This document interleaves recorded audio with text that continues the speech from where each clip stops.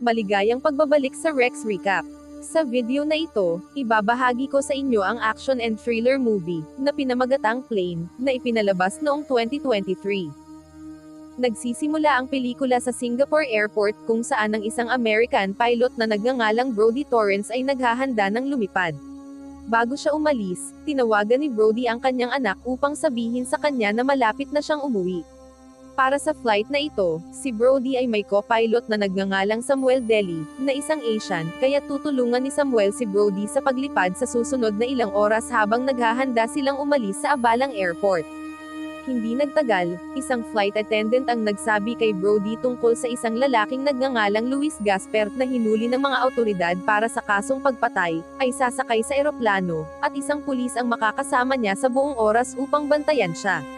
Kasama si Luis, mayroong 14 na pasahero sa flight na ito. Kakapasok lang ng bagong taon kaya medyo tense ang mood sa eroplano. Sa oras na iyon, inihanda ni na Kapitan Brody at Samuel ang eroplano para sa paglipad, sinisikap na tiyaking maayos ang lahat sa kabila ng mga nerbiyos sa hangin. Sa una, maayos ang lahat. Ang eroplano ay lumilipad ng walang anumang mga problema, at ang paglipad ay tumatakbo ng maayos. Ngunit pagkatapos ay naabutan sila ng masamang panahon. Nagulat ang lahat, maging ang kapitan. Ang eroplano ay umuuga, at ang ilan sa mga gamit ng mga pasahero ay nagsimulang mahulog sa sahig. Tinulungan ni Brody ang mga flight attendant na kunin ang mga nakakalat na gamit, ngunit may mas malala pa na nangyari. Ang eroplano ay biglang nawalan ng kuryente, dahilan para hindi sila makatawag ng sinuman. Lalong lumalala ang panahon, at kailangang basahin ni Samuel ang nabigasyon gamit ang mapa. Nagpupumilit siyang panatilihing kontrolado ang eroplano habang pinupuno ng kaguluhan ang hangin. Sa panahon ng insidente, namatay ang isang flight attendant at ang pulis na nagbabantay kay Luis. Sa wakas ay nakatakas ang eroplano sa masamang panahon, ngunit ngayon ay nahaharap sila sa isang bagong problema, kailangan nilang mag-emergency landing sa isang malayong isla sa Pilipinas. Sa sandaling lumapag ang eroplano, mabilis na inutusan ni Brody ang lahat na bumaba sa eroplano. Nag-aalala siya tungkol sa pagtagas ng gasolina na maaaring magdulot ng pagsabog. Lalo itong nagpapanik sa lahat, at nagmamadaling lumabas ang lahat ng pasahero at tripulante habang sinusubukang manatiling kalmado sa nakakatakot na sitwasyong ito. Bumalik sa Estados Unidos, nalaman ng punong tanggapan kung ano ang nangyayari at sinusubukang malaman ang higit patungkol sa kondisyon ng eroplano. Pagkatapos ng lahat, ligtas ang mga pasahero. Bumalik si Brody sa loob ng eroplano para maghanap ng karagdagang impormasyon. Nakakita siya ng baril na pag-aari ng namatay na pulis at ilang personal na gamit ni Luis. Kabilang sa mga ito ang isang pocket knife na may tatak ng militar.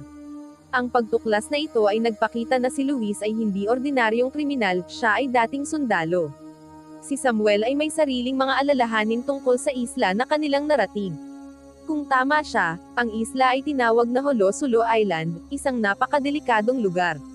Ang isla na ito ay kilala na may maraming rebelde at mapanganib na mga kriminal na gustong mangidnap ng mga dayuhan para sa ransom. Nang walang signal sa isla, sinabi ni Brody sa lahat na manatiling kalmado at maghintay. Nagplano siyang tuklasin ang isla, umaasang makakahanap ng lugar na may radyo o telepono para tumawag para sa tulong. Dahil alam niyang may karanasan si Luis sa militar, hiniling ni Brody sa kanya na sumama, umaasang makakatulong ang kanyang mga kasanayan sa pagharap sa anumang panganib sa delikadong isla na ito. Sinabi ni Luis na dati siyang nasa isang espesyal na grupo ng parachute commando ngunit naging kriminal matapos ang isang pagpatay mga 15 taon na ang nakalilipas. Hindi niya masyadong ipinaliwanag ang nangyari, ngunit sinabi niyang mayroon siyang matibay na dahilan para gawin ito at hindi siya kasing sama ng iniisip ng mga tao. Pagkatapos sa hindi inaasahang pagkakataon, tumakbo si Luis at biglang nawala. Sa halip na mag-aksaya ng oras sa paghahanap sa kanya, nagpa siya si Brody na patuloy na maghanap ng paraan upang makipag-ugnayan sa labas. Alam niyang kailangan nilang mabilis na makahanap ng tulong. Habang naggalugad, nakakita si Brody ng isang lumang gusali na may gumaganang telepono. Nakaramdam ng pag-asa, tumawag siya sa punong tanggapan upang iulat kung ano ang nangyayari. Ngunit nang tuluyan ang sagutin ng punong tanggapan ang tawag, hindi sila naniwala sa kanya dahil napakarami na nilang natanggap na prank call matapos kumalat ang balita tungkol sa pagbagsak ng eroplano. Dahil sa pagkabigo, nagpasya si Brody na tawagan ang kanyang anak na si Danielle para sabihin sa kanya kung nasaan siya at bigyan siya ng higit pang mga detalye tungkol sa emergency na kanilang kinaroroonan. Hindi nagtagal, nalaman namin ang tungkol sa isang lider ng kriminal na nagngangalang Junmar na kumikidnap sa mga dayuhan para sa ransom. Gaya ng kinatatakutan ni Samuel, ang islang ito ay kontrolado ng isang mapanganib na rebeldeng grupo. Bumalik sa punong tanggapan, nalaman nila ang huling lokasyon ng eroplano ni Brody at nagpas siyang kumilos. Pagkatapos ay nakipag-ugnayan sila sa isang grupo ng mga mersenaryo na pinamumunuan ni Shellback upang iligtas si Brody at ang mga pasahero. Ang grupong ito ay kilala sa paghawak ng mga mapanganib na sitwasyon, at umaasa silang makakatulong ang mga mersenaryo na panatilihing ligtas ang lahat. Malapit sa Holo-Sulu Island, habang nakikipag-usap pa si Brody sa kanyang anak na babae, bigla siyang inatake ng mga tauhan ni Junmar. Ngunit dahil sa kanyang husay at karanasan, madali silang pinabagsak ni Brody. Pagkatapos noon, nagpakita si Luis na may dalang baril, napabagsak na niya ang higit pa sa mga kriminal sa labas. Nakapagtataka, nagpasya si Luis na makipagtulungan kay Brody para mabilis na makaalis sa isla. Habang ginalugad nila ang lugar, natuklasan nila ang isang kamera at ilang ID ng mga dayuhan. Napagtanto nila na ang mga kriminal na ito ay mga kidnapper na madalas mangidnap ng mga dayuhan para sa ransom. Dahil dito, mas determinado silang umalis sa isla sa lalong madaling panahon. Hindi nagtagal, kinuha ni Brody at Luis ang kotse ng mga kriminal at nagsimulang magmaneho palayo. Samantala, lumipat ang eksena sa mga pasahero pabalik sa lugar ng pag-crash. Nakahinga sila ng maluwag nang makakita sila ng ilang sasakyan, sa pag-aakalang sila ay mga sundalo. Ngunit biglang, narinig ni Luis ang mga putok ng baril at sinabihan si Brody na patayin ang sasakyan. Nangangahulugan ng mga putok ng baril na ang lugar ay hindi ligtas at maaaring maging isang bitag na ginawa ng mga kriminal. Noong panahong iyon, alam ni Brody at Luis na kailangan nilang mag-ingat upang maiwasan ang panganib at maprotektahan ang mga pasahero. Sa di kalayuan ay nakita na nila kung gaano kalupit ang grupo ni Junmar. Isang babaeng pasahero ang nagtangkang tumakas at siya ay binaril. Ang kanyang asawa ay sumigaw sa takot, ngunit pagkatapos ay kinuha ng isa sa mga tauhan ni Junmar ang isang machete at pinatay siya sa harap mismo ng lahat. Ipinakita nito kung gaano kadelikado ang sitwasyon. Dinala ng mga kriminal ang lahat ng pasahero sa kanilang punong tanggapan, naiwan ang 2 gwardya upang bantayan ang lugar ng pag-crash sakaling bumalik ang kapitan. Napagtanto kung ano ang nangyayari, nagpasya sina Brody at Luis na kumilos. Ibinaba nila ang 2 gwardya, sinubukang bawasan ang banta at iligtas ang mga pasahero bago pa lumala ang mga pangyayari. Matapos alamin kung nasaan ang headquarters ni Junmar, bumalik si Brody sa eroplano para mag-iwan ng mensahe. Isinulat niya na ang mga pasahero ay kinidnap ng isang grupo ng mga kriminal. Umaasa si Brody na darating ang tulong at darating ang rescue team para kunin sila sa isla. Sa mga armas at karanasan niya, hiniling ni Brody kay Luis na tumulong sa pagligtas sa mga pasahero. Kahit na ito ay isang mapanganib na plano na may maliit na pagkakataon na magtagumpay, naniniwala si Brody na ang pagkilos ay mas mahusay kaysa sa walang gawin.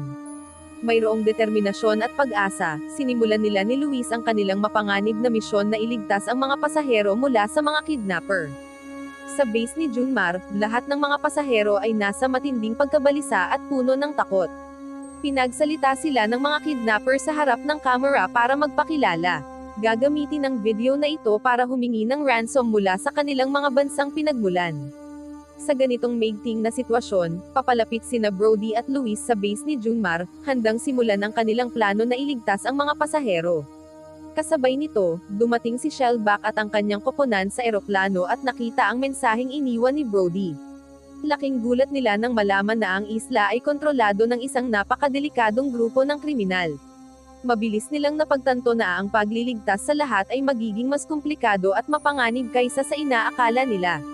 Bumalik kina Brody at Luis, alam nilang wala silang pagpipilian kundi gumamit ng palihim na diskarte. Nagpasya silang kumilos ng tahimik at maingat. Nang may mahusay na katumpakan, pinabagsak nila ang 2 gwardya sa isang palihim at tahimik na paraan, tinitiyak na walang ingay ang maririnig. Pagkatapos ay nakita nila ang isang bus na ginagamit upang ihatid ang mga pasahero. Mabilis na pumunta si Luis sa bus at natagpuan ang isang gwardya na nagbabantay sa mga pasahero, na nakakulong sa mga kulungan. Sa kabutihang palad, sa wakas ay natagpuan na nila ang mga pasahero, at nagsimulang tumaas ang kaunting pag-asa. Ngunit ngayon kailangan nilang magplano kung paano mailabas ang lahat sa punong tanggapan ng ligtas. Ito ay magiging mahirap dahil may mga armadong kriminal sa lahat ng dako, na ginagawang mas mapanganib ang kanilang planong pagtakas.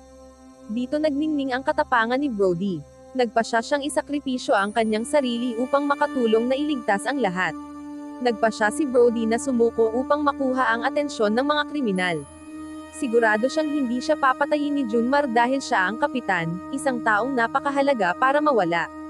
Pero iba ang plano ni Junmar dahil gusto niyang gamitin si Brody bilang halimbawa para ipakita na wala talaga siyang awa.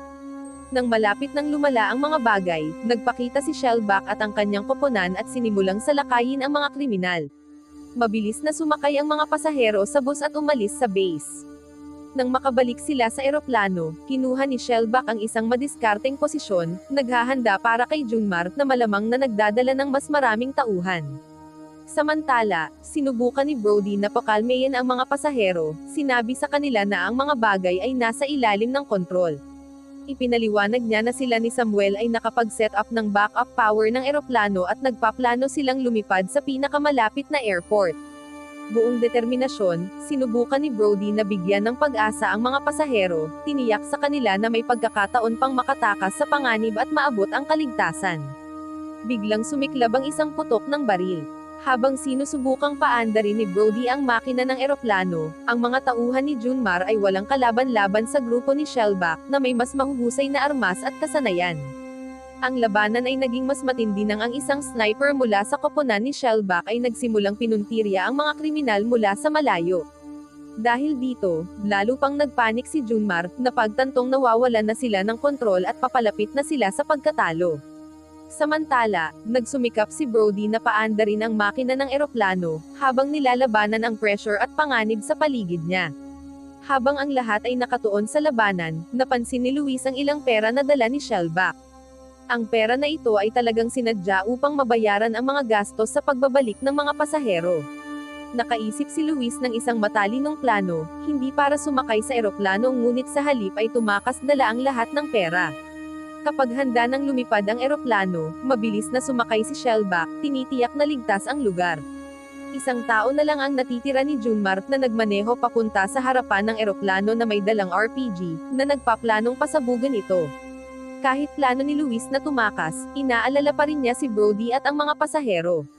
Nang si Junmar na lang ang natitira, siya mismo ang nagpuntirya ng RPG, sinusubukang tapusin ang mga bagay.